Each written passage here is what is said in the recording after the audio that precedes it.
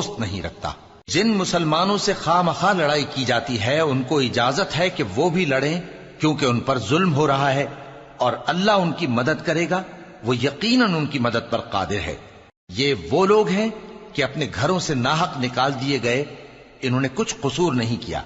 हां, ये कहते हैं कि हमारा परवरदिगार अल्लाह है, और अगर अल्लाह लोगों को एक दूसरे से न हटाता रहता तो खानकाहें और गिरजे और यहूदियों के इबादत खाने और मुसलमानों की मस्जिदें जिनमें अल्लाह का कसरत से जिक्र किया जाता है गिराई जा चुकी होती। और जो शख्स अल्लाह की मदद करता है अल्लाह उसकी जरूर मदद करता है।